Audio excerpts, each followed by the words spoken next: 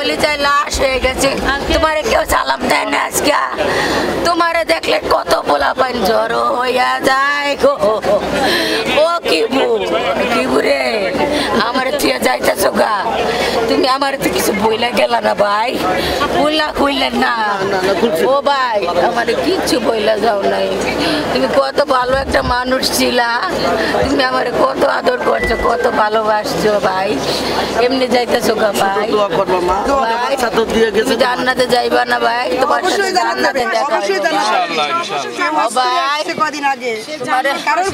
তোমার পাশরা মাইরা লাইলো ভাই, কষ্ট দিয়া মারছে ভাই, কষ্ট দিয়া অনেক কষ্ট হয়েছে ভাই, তোমার কত কষ্ট দিয়া মারছে আমার সোনারে রে।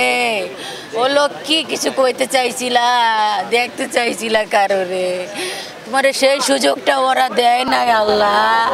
আমি তোমার কাছে নালিশ দিলাম, আমার পাখিরে আল্লাহ তুমি দেখে রাখো, আমার পাখিরে তুমি দেখে রাখো, আমার লক্ষ্মীরে তুমি দেখে, তুমি ঘুমাইছো না, রেস্ট পাইতা না, ফোনের জ্বালায় তুমি রেস্ট পাইতা না।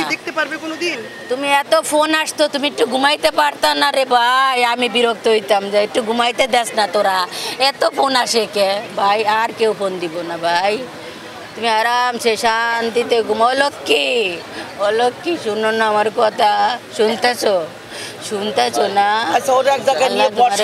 নসিব করুক আল্লাহ, তোমার কবর আযাব মাফ করুক, আমি দোয়া করি। অতর্কিত ভাবে ধরেন 6:30 বা 6:40 এরকম হবে, এই ধরেন 7টার কম সময় বুঝে ওঠার আগে 7 সেকেন্ডের 8 সেকেন্ডের ভিতরেই মানে ও খালি ভিতর মানে 3টা লোক হুড়মুড় করে ঢুকবো, এর একটু 1 সেকেন্ড আগে আমার বলে কেসিকেটটা লাগাও, খালি সোজা হইতে গুলি করে মানে ওরা এইরকম ইয়ে করে ওরা আপনাকে বলছে যে হ্যাঁ কেসিকেটটা লাগাই দাও। তা আমি খালি উঠছি, উঠার পরেই মনে করেন যে মানে আর ওই সুযোগটা পাই নাই যে যায় যে কেসিকেটটা ধরবো, মানে 1 সেকেন্ডও লাগে না, ওরা ঢুকে অতর্কিতভাবে হামলা করে। হত্যা ও বাসায় ছিল, বাসার থেকে ফোন দিয়েছে, ওনার ওয়াইফ জিজ্ঞেস করছে তুমি কোথায় যাও, কয় আমার ফোন দিয়েছে, এই কয়ে তাড়াতাড়িকে চলে গেছে। কে বা কে মারছে এখনও ধরতে পারেনি। তারপরে আল্লাহর রহমতে একজনের ধরা পড়ছে। এখন যদি ওনার কাছে প্রশাসন আছে, সবাই মিলে যদি চেষ্টা করে তাহলে আসামি ধরতে পারবে কে বা কে মারছে।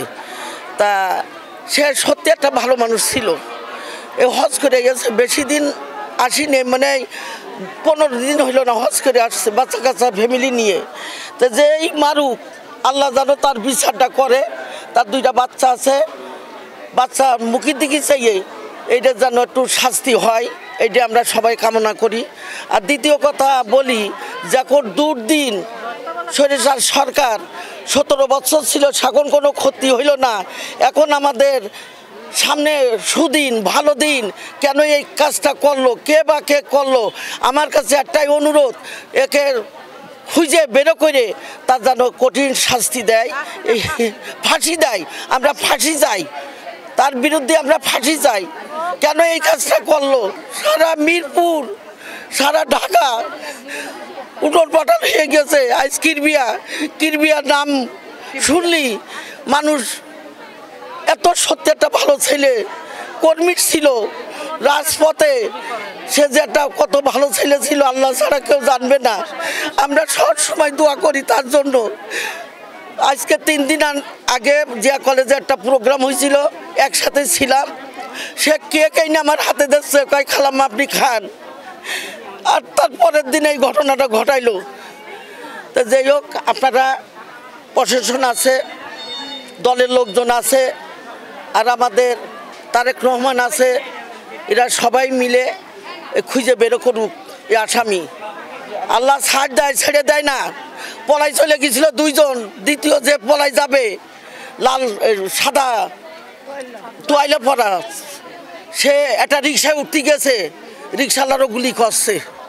কত বড় সাহস, রিক্সাওয়ালারও গুলি করছে। এখন জনগণে ধরছে, জনগণে ধরছে। এটাই আমরা করি যেন ওর বিচারটা সুস্থভাবে হয়, এটাই আমরা কামনা করি।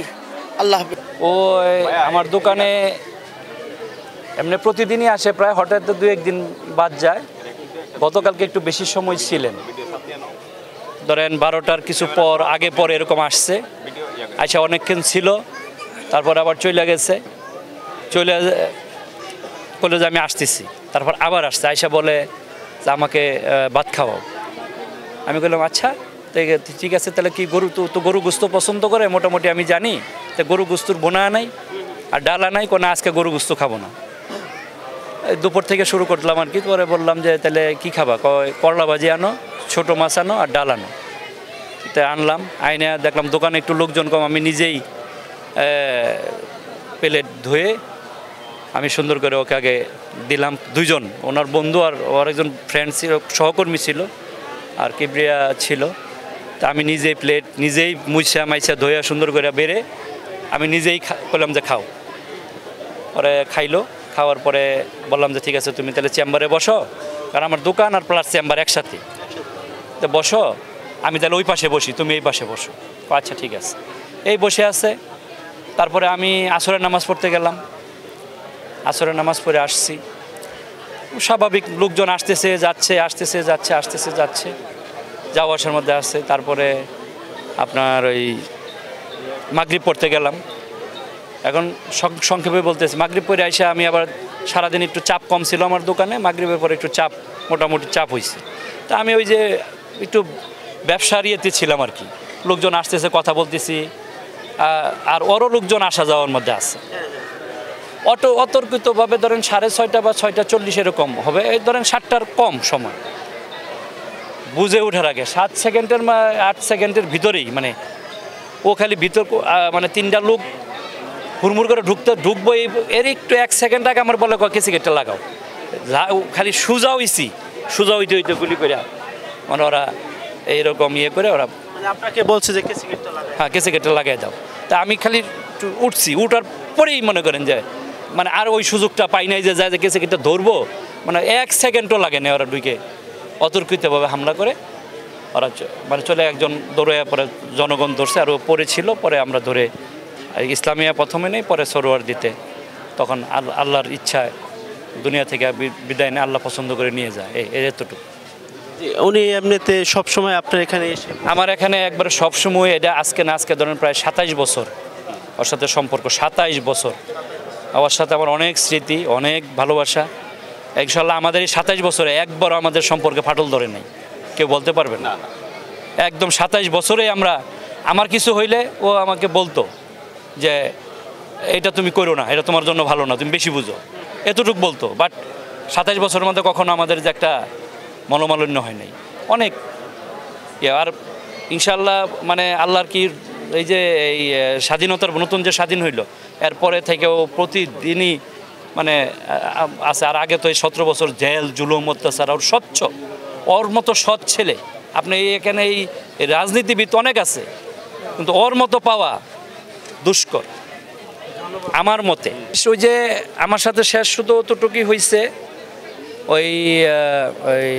ওই যে আমি বলছিলাম যে তুমি একটু দোকানে যদি থাকো এলাকায়, তাহলে তুমি বসো, আমি একটু রেজিস্ট্রি অফিসে যাবো, আমার একটু কাজ আছে, কত তুমি যাইতে পারো। পরে আমি চিন্তা করার পরে আমি ওদিক খবর নিলাম, রেজিস্ট্রি অফিসে ওই যে সাব রেজিস্ট্রার আসেননি, খবর পাইলাম, এর জন্য মনে করেন যে আমি আর দোকান থেকে আর বেরোই না। পরে আমার জিজ্ঞেস করলো কি মোল্লা বাইরলি না, আমি বললাম না, ওই সাব রেজিস্ট্রার আসেনি, যায় তো লাভ নাই বন্ধু, এই যে এতটুকু শ্বাস কথাটা আমার এইটাই হয়েছে। আর লাস্ট কইলো খালি কেসে গেটটা লাগাও, এতটুকু। খাবারটা শেষ স্মৃতি, নিজে হাতে আমি খাওয়ালাম ওকে, এটা আল্লাহ যেন কোনো সময় এরকম করে বলে না গরুর গোস্ত খাইতে, না না গরু গোস্ত আমি বলছি, অফার করছি, ও আমি গরু গোস্ত আজকে খাবো না, করলা ভাজি খাবো, ডাল খাবো, ছোটো মাছ খাবো, এরকম। এখন আপনার এখানে আর কি আসলে এটা তো খুবই মানে প্যাথেটিক, এই বসা ওই চেয়ারে বসার মতো আমি আর ও মানে ওর জায়গাটা যে আমি এখানে কাউকে দেব, এটা তৈরি করা 27 বছরের ইয়ে আমার। তো আমি শুধু এতটুকু আমার এখন চাওয়া যেন মৃত্যুর আগে যেন ওর এই বিচারটা দেখে যেতে পারি, আমার আর কোনো আল্লাহর কাছে চাওয়া নাই। এর আগে আল্লাহর কাছে দোয়া করছি খাস করে যে আল্লাহ এর আগে আমার না দেখায় মৃত্যু করুন আল্লাহ, এটা দেখে যেন আমি মরতে পারি। আটক হয়েছে, থানায় ইনভেস্টিগেশন, তারা এখনও কোনো ইনফরমেশন, তারা আরও ইনভেস্টিগেশন করতেছে, তদন্ত করতেছে, করে দেন তারা ব্রিফ করবে, এতটুকু।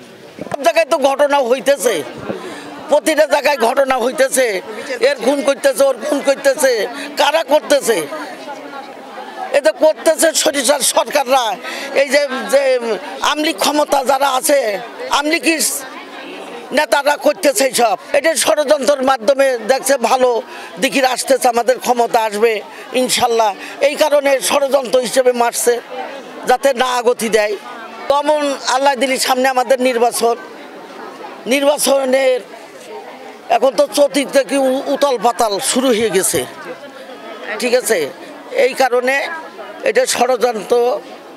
তার সরকার যা শুরু করে দিয়েছে, ওই গাড়িতে বোম মারতেছে, ওইখানে বোম মারতেছে, প্রতিটা জায়গায় তো আমলিক ছেলেকে ধরা পড়তেছে, প্রতিটা জায়গায় আমলিকরাই কাজ করতেছে। গোলাম কিবরিয়া যুবদল পল্লবী থানার সম্মানিত সদস্য সচিব। আমিও যুবদল করি, আমিও আগে সাবেক প্রেসিডেন্ট ছিলাম পল্লবী থানা এবং যুবদল কেন্দ্রীয় নির্বাহী কমিটিরও সদস্য। তো একসাথে বহু বছর, প্রায় 15-20 বছর একসাথে চলাফেরা করেছি। ব্যক্তিগতভাবে তার সাথে চলাফেরা করেছি। অত্যন্ত ভালো এবং সৎ ব্যক্তি। তার রাজনীতি জীবনে কোনো অসৎ বা এরকম কিছু আজ পর্যন্ত আমি দেখিনি। এইভাবে মেরে ফেলানো এটা আমি রাজনীতি প্রতিহিংসা বলেন বা রাজনীতি যে একটু প্রতিহিংসার শিকার, এটা আমার মনে হচ্ছে। আর দ্বিতীয় কথা, এই ধরনের নোংরা রাজনীতি হতে পারে, কিংবা সন্ত্রাসীরা তো কখনো রাজনীতি বোঝে না। সন্ত্রাসী আর রাজনীতিবিদ যারা রাজনীতিবিদই, সন্ত্রাসী আর রাজনীতিবিদ তো এক হতে পারে না। বর্তমানে এই প্রেক্ষাপটে এসেও কি আসলে মানুষ নিরাপত্তায় নেই? আসলে আমি একটা দলের সাথে জড়িত, আপনি জানেন, জাতীয়তাবাদী দল বিএনপি সবসময় অন্যায়ের বিরুদ্ধে প্রতিবাদ করে। আমরা শহীদ প্রেসিডেন্ট জিয়ার আদর্শ নিয়ে রাজনীতি করি। আমরা কোনো প্রতিহিংসার রাজনীতি করি না, আমরা কোনো সন্ত্রাসীর সাথে জড়িত না। আমাদের নেতা আমাদেরকে এটা শিখেছে যে সন্ত্রাসীরা কোনো রাজনীতির নেতা হতে পারে না। সুতরাং এটা যারা করছে তারা সন্ত্রাসী বলে আখ্যায়িত, সন্ত্রাসীরাই করছে। ভালো কোনো লোক তো আর এই ধরনের খুন করতে পারে না। এটা আসলে আমি সরাসরি বলতে পারবো না, এই কারণে এটা আইনের বিষয় আছে। আইনে সুপারিশ করা হয়েছে, আসামি ধরা পড়েছে এবং আইনই বলতে পারবো ইনভেস্টিগেশন করে কারা এই কাজ করাইছে বা কারা এর সাথে জড়িত আছে। এটা আইন শৃঙ্খলা যারা জড়িত আছে বা এরাই বলতে পারবো। আমরা হয়তো অনুমানের ভিত্তিতে বা সংবাদের ভিত্তিতে বা এই যে বিভিন্ন চ্যানেল মিডিয়াতে আমরা যা শুনছি, এটার মধ্যেই আমরা সীমাবদ্ধতা থাকি। কিন্তু কাউকে সন্দেহ করে এইটা ওনার পরিবার বলতে পারে বা ওনার ব্যক্তিগত পরিবার বলতে পারে কাকে সন্দেহ করে। আমরা সহযোদ্ধা বন্ধু, আমরা যুবদল করি, আমরা দীর্ঘদিন প্রায় 20 বছর এক লগে রাজনীতি করি। সেই হিসাবে আমরা যতটুকু জানি, গোলাম কিবরিয়া একজন আদর্শ, সৎ এবং তার কোনো বদনাম এই পল্লবী থানায় নাই। সুতরাং উনি অত্যন্ত ভালো মানুষ।